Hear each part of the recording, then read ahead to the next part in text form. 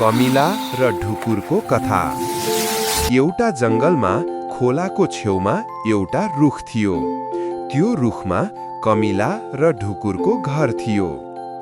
एक दिन एउटा कमिला खोलामा पानी खान गयो। उसलाई खोलाले बगायो। रुखको हाँगामा बसेको ढुकुरले आफ्नो छिमेकी कमिला पानीमा डुब्न लागेको देख्यो।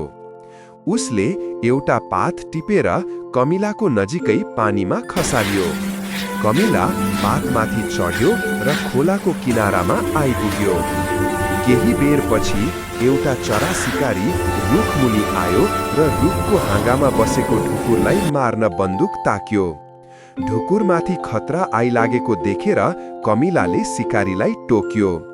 अचानक कमिलाको टोकाइले गर्दा सिकारी आत्तियो र बन्दुक ढुकुरलाई हान्न नपाई पड्कियो।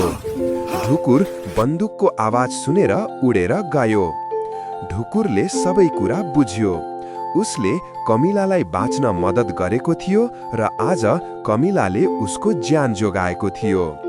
ढुकुर हर्षित हुँदै हावामा परिक्रमण गर्यो र रुखमा फर्कियो। ढुकुरले कमिलालाई भन्यो, धन्यवाद साथी, तिमीले मलाई ठूलो सङ्कटबाट बचायौ। आज मैले साँचो मित्रता के हो भन्ने सिके। कमिलाले मुस्कुराउँदै जवाफ दियो, हामीले एक अर्कालाई सङ्कटमा मद्दत गर्न सकेनौँ भने हाम्रो बसाइको के अर्थ? मित्रता भनेको सहयोग र विश्वास हो। त्यस दिनदेखि ढुकुर र कमिला अझ घनिष्ठ मित्र बने। रुखको हाँगामा बसेर ढुकुर गीत गाउने गर्थ्यो र तल जमिनमा कमिला परिश्रमपूर्वक काम गर्ने गर्थी। जंगलका सबै जानवरहरूले उनीहरूबाट सिके।